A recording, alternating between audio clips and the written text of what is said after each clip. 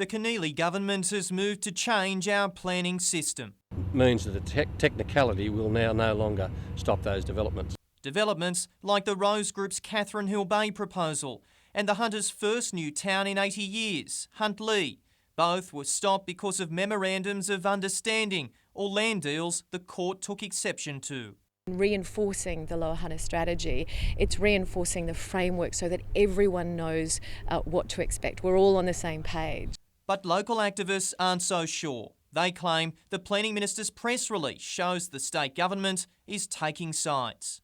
The Minister has said that talks with the developers are ongoing. So it seems that this government has plenty of time to talk to property developers and no time to talk to community groups. We always knew that they would come back with something. It was never ever completely done deal because we won the court case. Developers have cautiously welcomed the changes. LWP Property says it hopes for a right and proper process this time around, while Rose Group says it will examine the changes before moving forward. Nat Wallace, NBN News.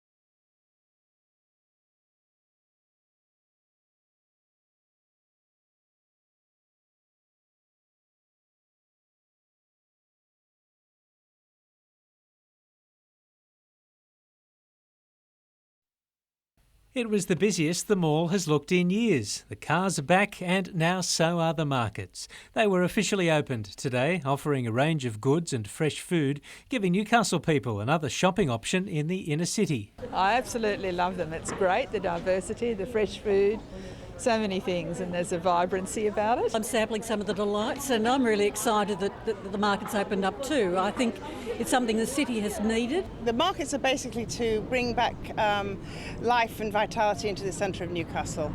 Also to give Newcastle the opportunity of for people to come and shop straight from the offices. The Lord Mayor says the new markets are only a stopgap measure until plans to redevelop the CBD can be realised.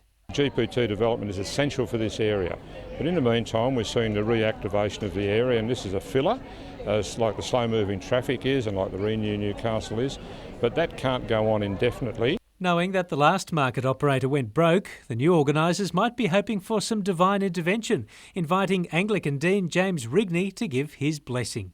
Paul Lobb, NBN News.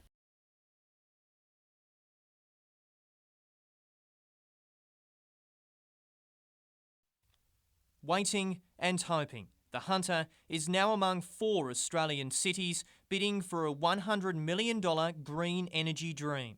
It's a strong bid. We're confident it's really up to the federal government to make the decision. If we're successful, we're going to spend $200 million of our own money. And this is what the cash would be used for if the region wins. 50,000 energy-smart homes fitted with the latest technology to improve their efficiency. It's about behavioural change and understanding our energy consumption patterns. One of the home's features are next-generation meters. If you're out shopping and suddenly realise you've forgotten to switch off your air conditioner, a simple call from the iPhone will switch it off and also let you know just how costly a mistake it was.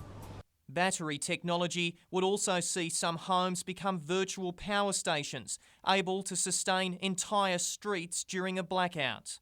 We want to see work begin on this by the middle of the year. A lot of the reasons that Newcastle is used as a test bed for other product development are still valid because it's representative of the country. Nat Wallace, NBN News.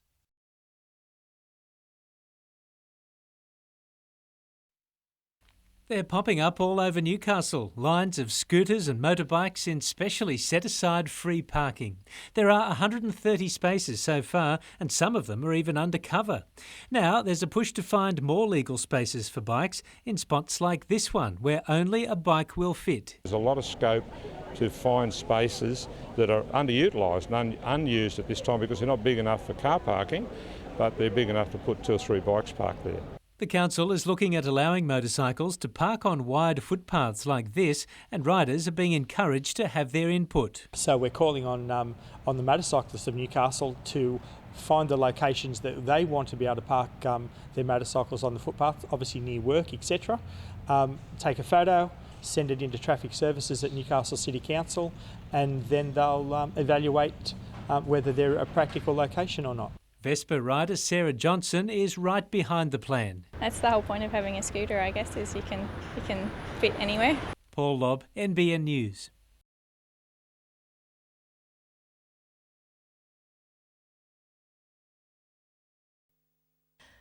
This is how Newcastle looked nearly 200 years ago. Nobby's Island was yet to be connected to the mainland by a breakwall, while Fort Scratchley and the original Christchurch Cathedral were being built. Convict artist Joseph Lycett created the work in 1818 and called it In a View of Newcastle. Apart from being aesthetically pleasing, it was used as political propaganda, with Lycett employing a fair bit of artistic licence to achieve his goal. It's showing you a free settler, it's showing you a convict and showing you an Aboriginal. It's to show a certain harmony in the society. So when it went back to England, people could see that during Macquarie's era that Newcastle was very civilised. The whole town is picturesque, neat and orderly. The oil-based work has just returned to the Newcastle Region Art Gallery after spending 18 months in Canberra at the National Gallery of Australia, being restored by David Wise and fitted with a handmade gold-gilded frame.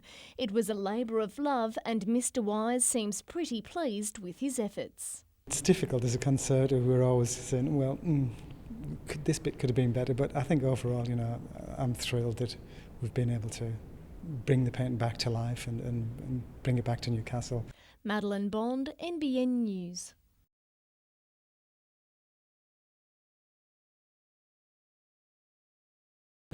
What's your take on the state of West Indies cricket at the moment? It is sad, very, very, very sad. I believe that we are blessed with enormous talent, but talent can take you so far.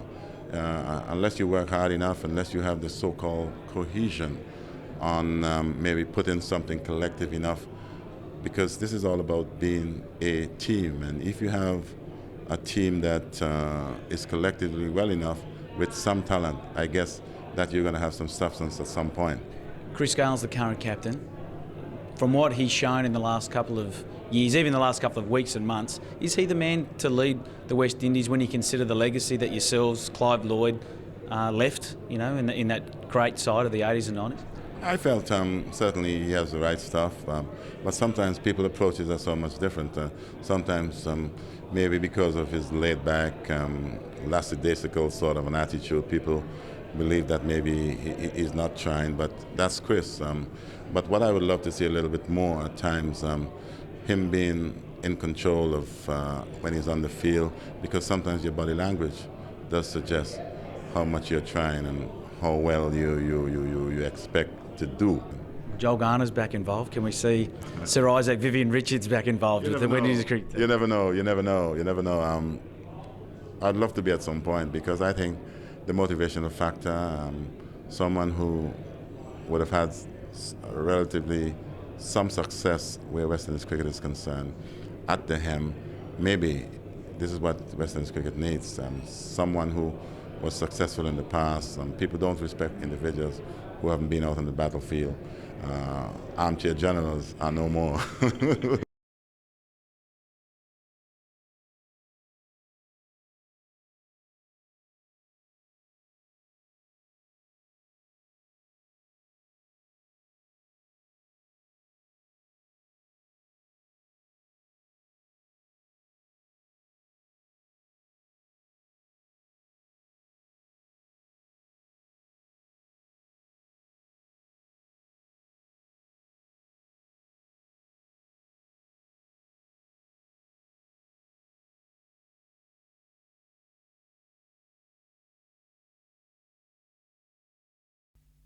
Kantarovski was just minutes from completing the Jets' final session when he was forced to limp to the physio table.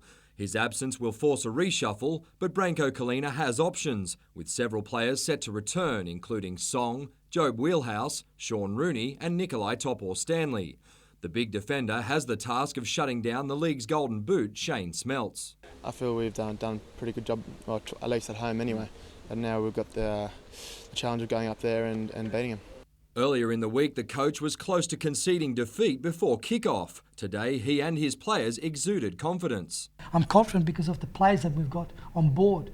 I'm confident in the experience that they have, particularly in finals.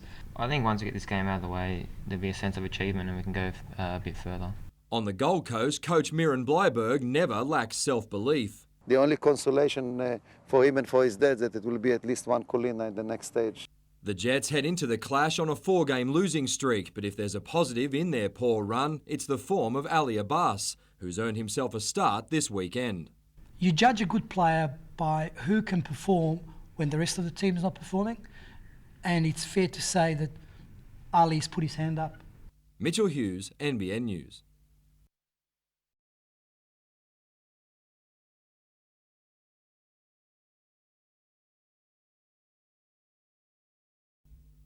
Following a year of planning, the finishing touches were being added at Blacksmiths this morning. More than 8,000 athletes will call the beach home over the next 2 weekends. Georgia McConville from Caves Beach will compete in a range of events, and after finishing 4th in the swim last year, she believes a top 3 finish is on the cards if conditions remain calm. This is perfect because I'm a swimmer, so I'd want it to be flat, not bumpy or big surf, so it's good how it is. The state titles will shift to Coogin Headland next year, but surf club members at Blacksmiths believe the event should return to Lake Macquarie. That's a major fundraiser for the club. And that goes back into surf lifesaving, it goes back in development and training of our future lifesavers. And it seems New South Wales officials agree. Blacksmiths is a great location. It's a very protected beach from the southerly swell. There's a great competitor base in the Newcastle area, which is the heartland of surf lifesaving in New South Wales. Mitchell Hughes, NBN News.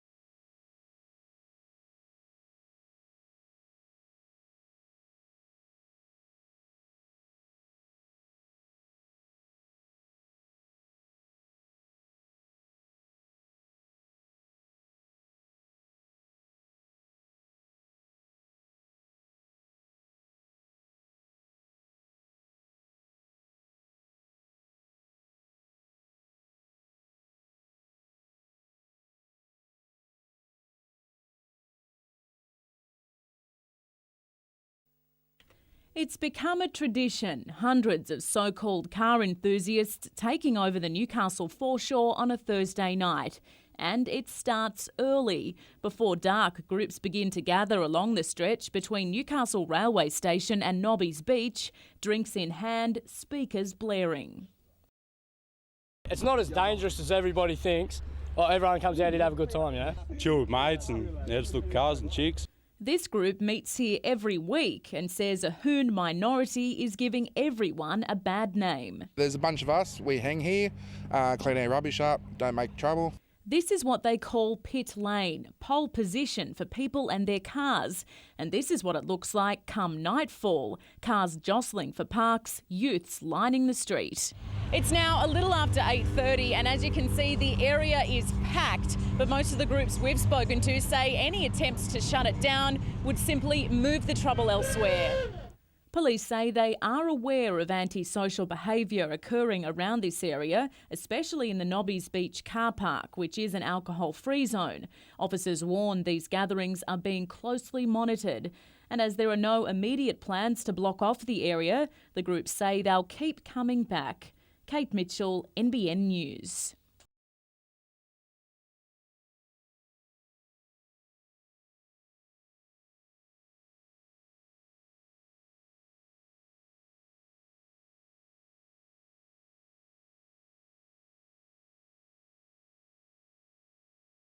The variety have been wonderful. We wouldn't have been able to afford it ourselves.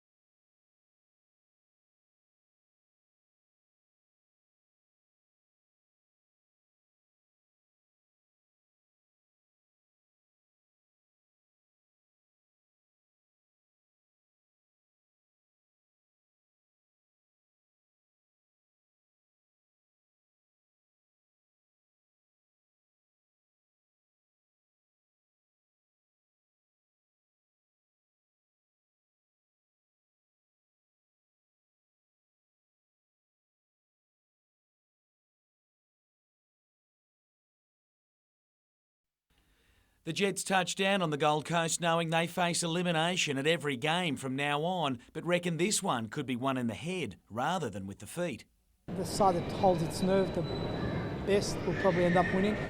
The coach happy to welcome back a number of players from injury to bolster his depleted side as he plans to end United's run, a team captained by son Jason. It's not about Jason or Branko, it's about Newcastle against Gold Coast, and that's the way we both see it, and that's the way it should be. I don't want to talk about my father anymore and myself. It's a Gold Coast against Newcastle, and that's the way I want to leave it. It's Golden Boot Shane Smiltz who the Jets are really concerned about, given he hasn't scored in his last 6 matches. They fear he could be ready to unload in the finals. You can do absolutely nothing for 89 minutes and then win the game for him. With the season over for the losing team, tactics will have a fair say too. They're all complaining about injuries and being the underdog or whatever. You haven't heard it from me. We're always good to beat Mirror.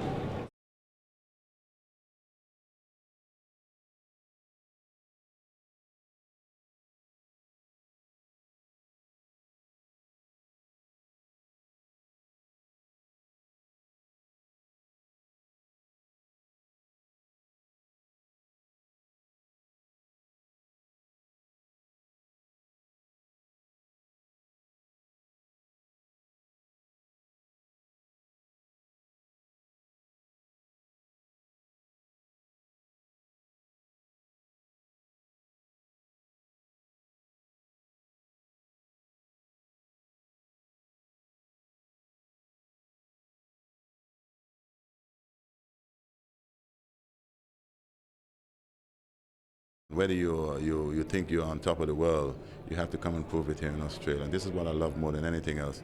Just the competitive nature, the attitude that you bring into the competitiveness. To me, you're the best where that is concerned.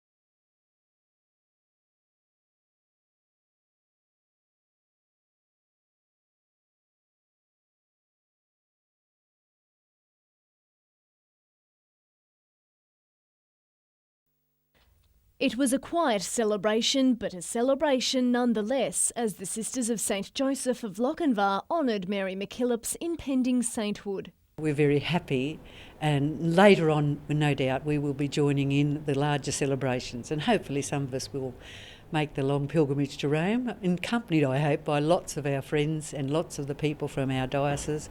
Mother Mary, or Mary of the Cross as she's also known, holds a special place in these sisters' hearts. She was the great woman who founded, with Tennyson Woods, the Congregation of the Sisters of St Joseph, to enable the children of Australia to be given an education, particularly the poor children and the children in the remote rural areas. Today, a simple shrine was erected, a candle lit to mark the end of the church's 85-year effort to get Mary MacKillop honoured. We just had Tora Bright winning a gold medal for us in Australia, and all Australia feels proud. Well, Mary has the gold medal. Madeline Bond, NBN News.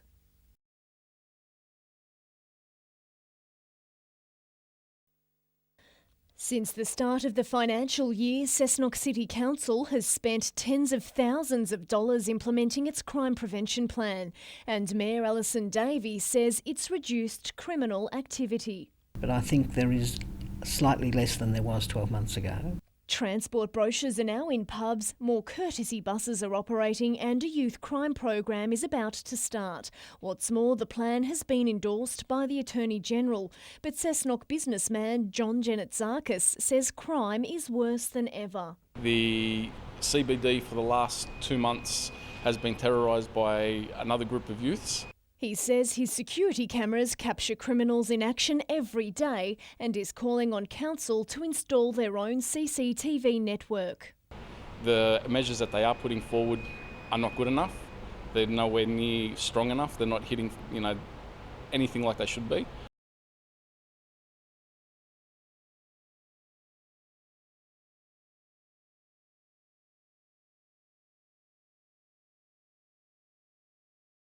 You played 27 games to get to this stage, so you just want to make sure you're good enough on the day to win and go to the next round.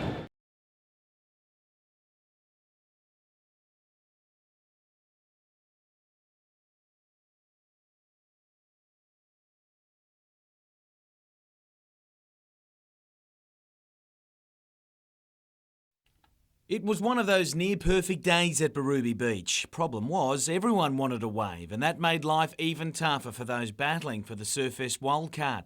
Ryan Callanan didn't seem to mind. In fact, his whole summer has been one good ride, with some great results at Pro Junior level. Along with clubmate Jake Sylvester, the pair dominated today's trials for the main draw, but bragging rights were also up for grabs. And those went to Callanan.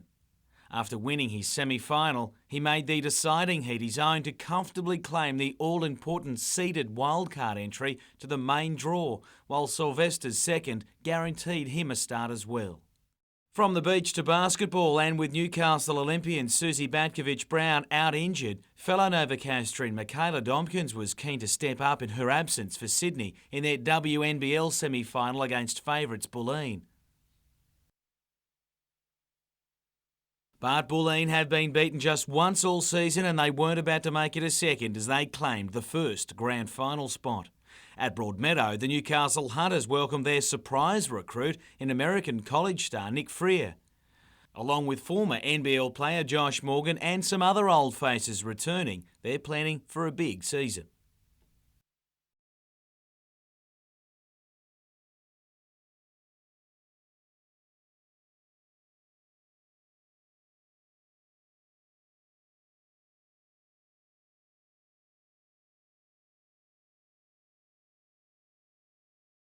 The campaign starts now. It's 398 days to go, and we're moving forward.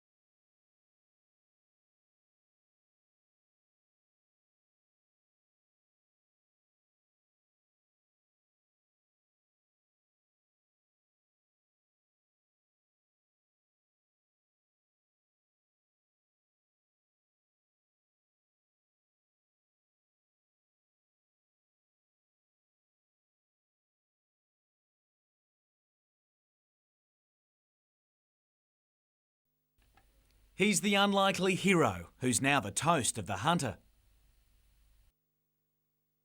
A target for critics during the season, including his own coach at one point, the humble gloveman answered in kind. It's always nice to shut people up in a way.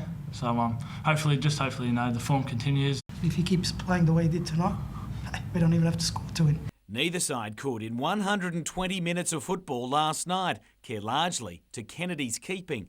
He had some help at the back too, with Nikolai Topor-Stanley standing tall in his return match from injury. But it was Kennedy's effort which stood out most of all, denying golden boots and former Socceroos alike in a top-draw performance. Boasting a side down on numbers but full of commitment, Newcastle survived extra time to force a penalty shootout, which are always dramatic. Song pushed his chance high, but a howler from Christian Rees left Kennedy with his match-winning moment. The victim of a final shootout 3 years ago, Newcastle welcomed the change in fortune. As Napoleon said when he was selecting his generals, I'm not interested in how good you are, it's how lucky you are, and may the luck continue. That'll be against Wellington after they beat Perth today.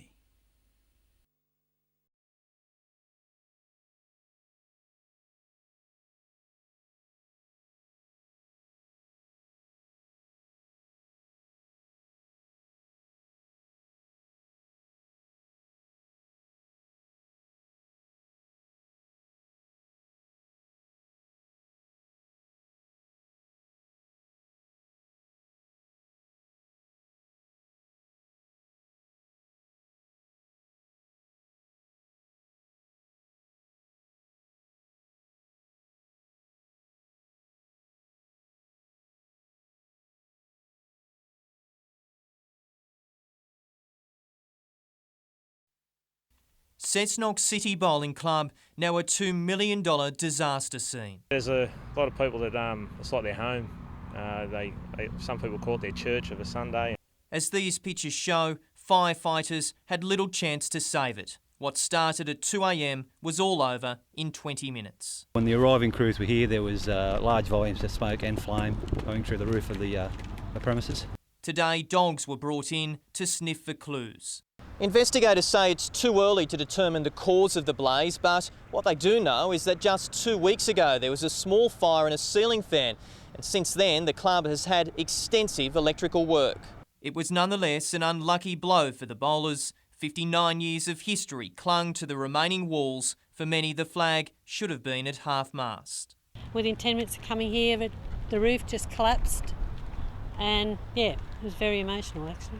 Yes, it is a very sad day to sit here and look at it, a mess like this. It's just unbelievable.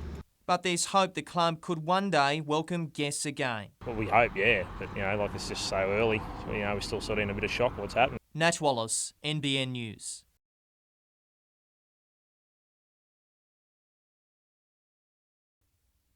A giveaway sign torched, an unmanned police station graffitied, and a pet shop and house set alight. According to Beresfield and Woodbury locals, that's just some of the problems, and the solutions are simple. It's just everywhere. The kids are free under referral. I think the lack of police presence is our biggest problem. Beresfield's community childcare centre is also being targeted by vandals, and neighbours are sick of the senseless crime. Some even admitted off camera they're living in fear.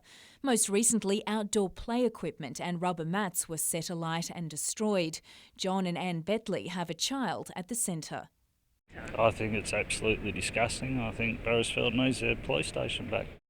The facility opposite the railway station is owned by Newcastle Council. In the last 13 months, the centre's reported 9 vandalism incidents, and the damage bill has hit $50,000.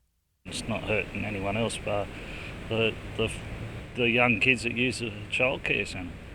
Police say they're doing regular patrols, but residents believe the reaction time from Maitland can be too slow. We had an incident at our own house and it took the police 45 minutes to get there. You need police in the area. Jane Goldsmith, NBN News.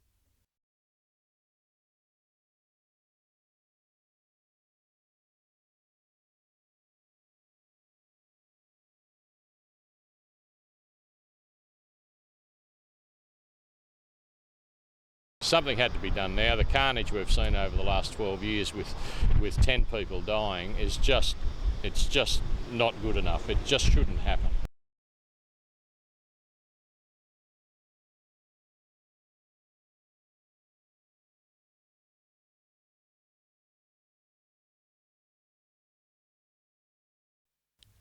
Newcastle by night, an image the city is trying to shake.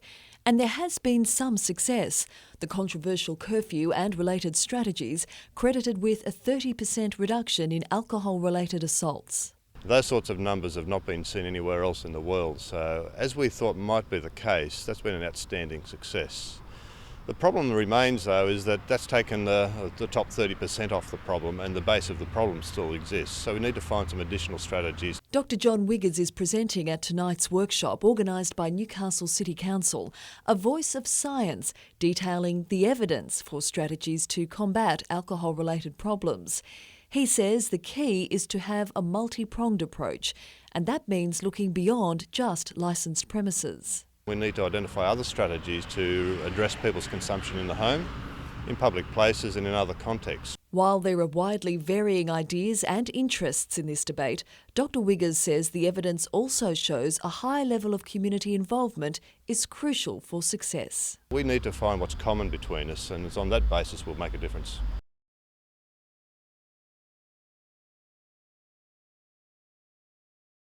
An icon nearly 40 years old. The last remaining sea-loading coal jetty in Australia. It is extraordinarily significant.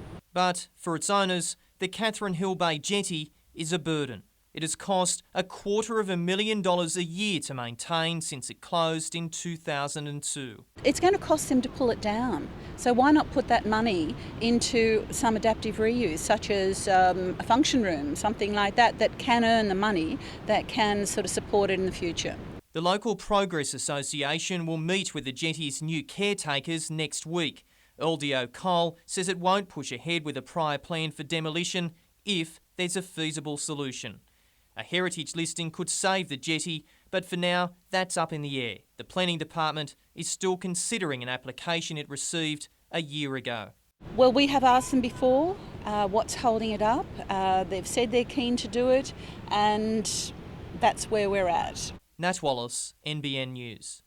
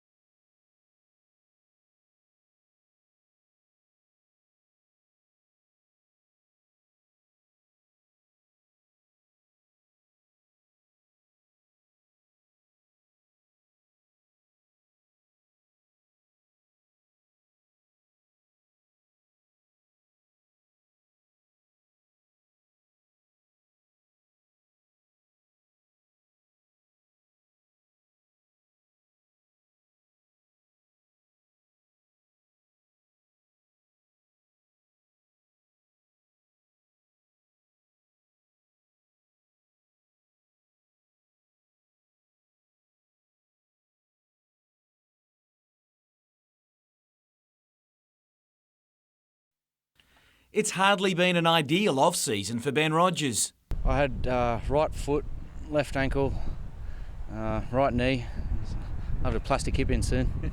That combination of injuries has him third in the pecking order for the two-man halves combination ahead of round one. Although a session with Andrew Johns today will only help ahead of his one and only chance to impress, it's match fitness he needs to prove, and the more time he can get on Saturday against Penrith, the better. Definitely, I think, I can't really put my hand up after half a game, I suppose. Zeb Taylor will be happy with any game time. Ahead of schedule from a major shoulder operation, the back rower has cleared every hurdle so far, bar his own. It's just a confidence thing now. I just got to get through, a game to get my confidence back. Cameron Serraldo knows all about that. Told he may not even run again after suffering a shocking ankle injury, he's gearing up for his first game in Knights colours since last March. I just can't wait to get out there and play. I think the kids have had enough of me tackling them in the backyard, so it's time to start tackling someone for real now. Given all he's endured in order to get this far, Saturday's trial will complete one long journey he doesn't care to make again. I haven't slept for about the last 3 nights, so if I get a good sleep tonight, I'll be happy and I'll be excited. So, yeah, I just can't wait, mate. And how's this for adapting? Kurt Gidley hardly let his knee problem stop him from hooking back into training. He plans to return in 6 weeks.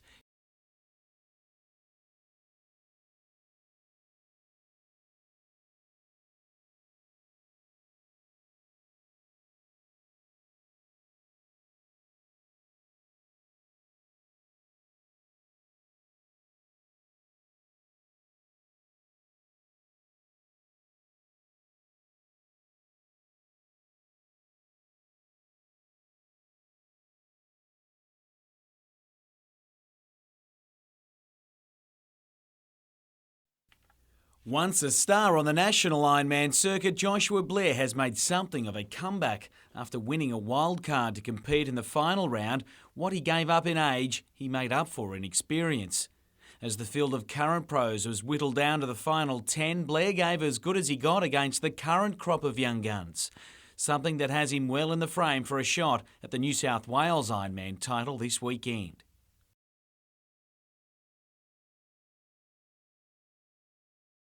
His home club was the best placed of the Hunter contingent at the state junior surf life-saving titles at Blacksmiths Beach.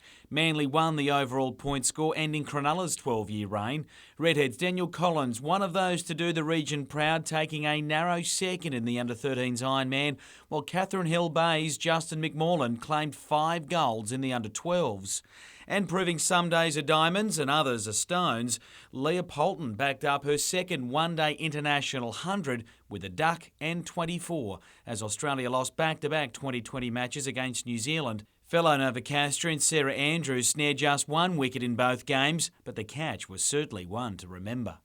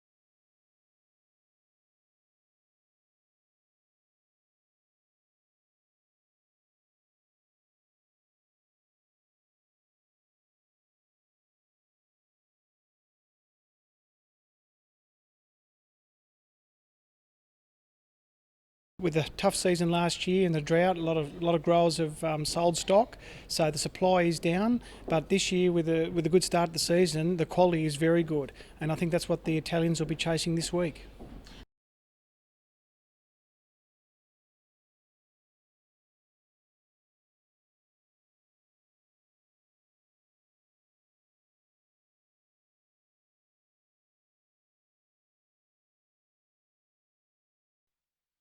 It doesn't look that big from the outside, but below decks, the Pacific Link is a home away from home for up to 50 people and boasts a fully equipped operating theatre.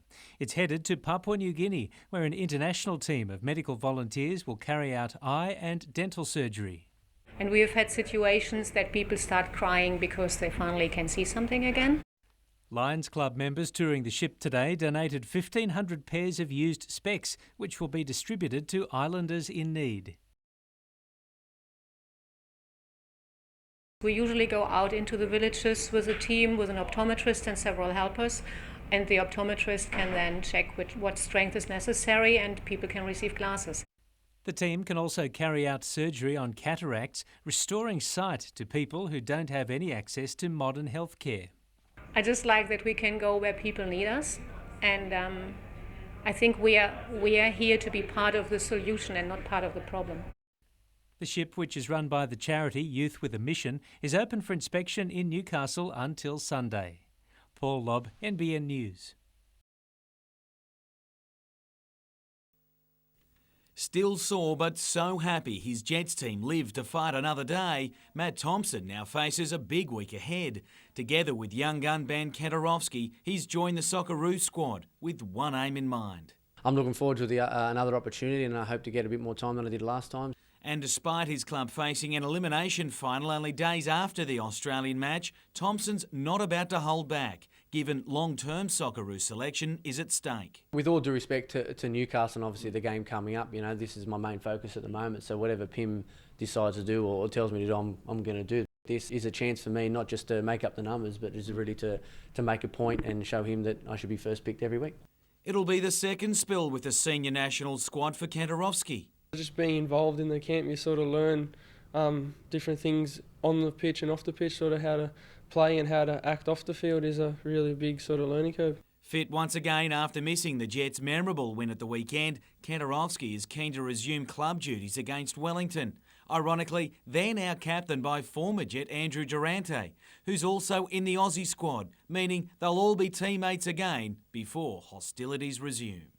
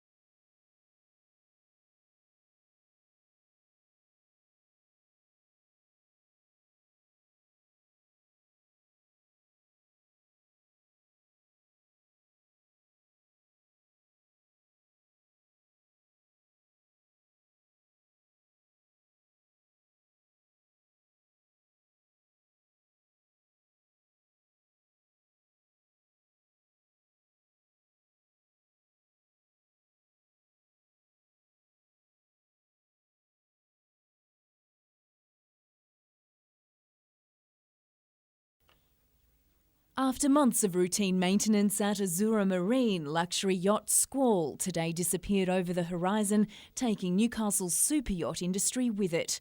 Coincidentally, another much smaller boat builder was launching its latest pride and joy. 38-foot timber ketch Freya has been rebuilt over the last 18 months by Alan Clark and his team at a Carrington wool shed. We basically went on a ground-up restoration. We replaced every plank in the hull, every rib, which are the structural timbers. The deck and cockpit were also replaced, while some of the original fittings from 1945 were retained. We bought it in about 2005.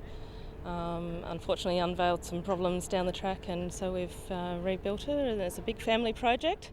Despite Azura planning to move its Newcastle business to the Gold Coast and Sensation Yachts closing in 2008, Mr Clark believes local shipwrights and timber boat enthusiasts are surviving. There'll always be, people needing their boats repaired, so, Azura the big mobs might come and go, but I think there'll always be plenty of work. Jane Goldsmith, NBN News.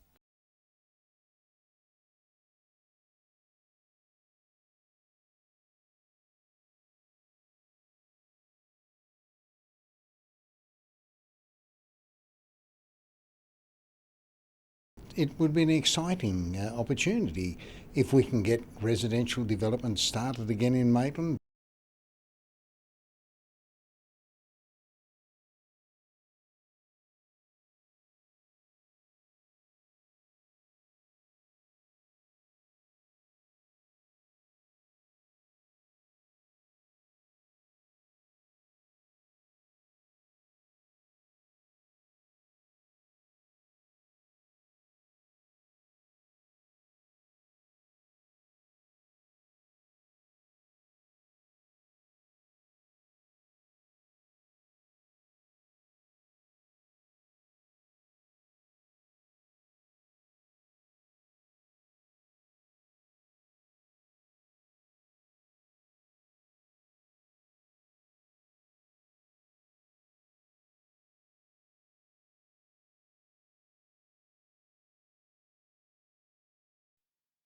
The stages are being set at Bimbadgen and Hope Estate for two of the biggest names to ever perform in The Hunter, Tom Jones and Whitney Houston.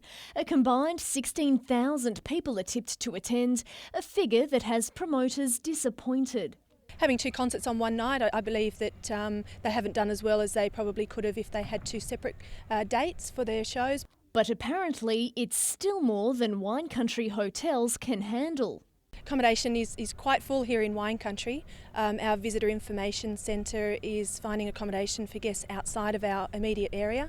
The Crown Plaza still has a few rooms, but the usual rates have risen by up to $355. So far, 7,000 tickets have been snapped up for Tom Jones. Just as many tickets have sold to Whitney Houston's concert, but after her opening night reviews, the performance isn't expected to attract many gate sales. But tourism operators aren't worried about how the diva will do.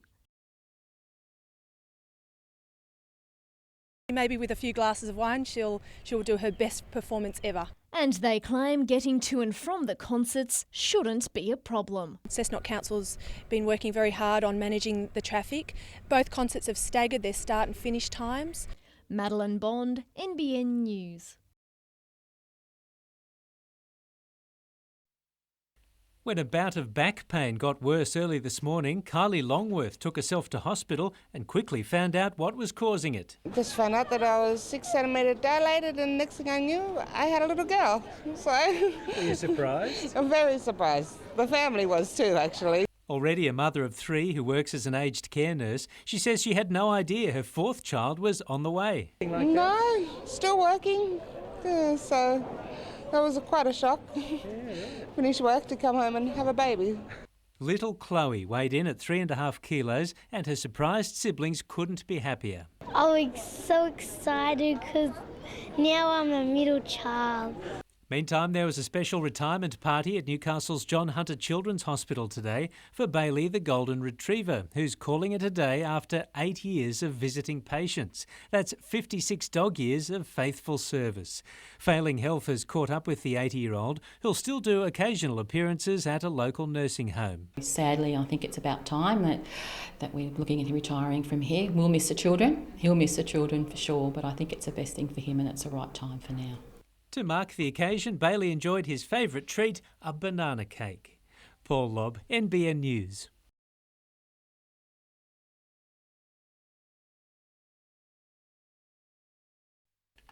These workers at Maywell's Rutherford factory have been working overtime. When Hunter Resource Recovery's e-waste recycling program started 6 months ago, it was thought 90,000 kilos of waste would come through here in the first year, but already they've recycled more than 100,000 kilos.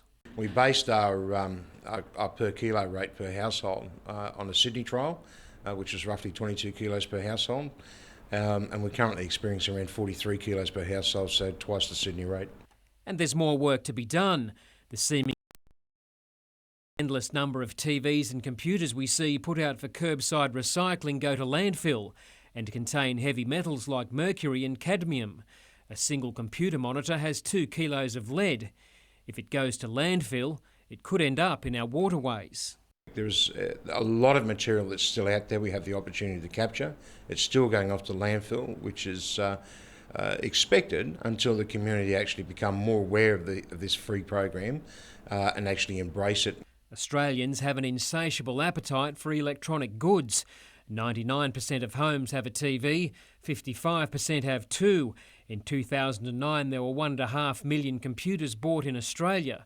But it's not just TVs and computers being thrown out. We're doing DVD players, CD players, VHS recorders, old stereo systems, mobile phones. Hunter residents are being invited to drop off their e-waste at Energy Australia Stadium this Saturday between 9 a.m. and midday.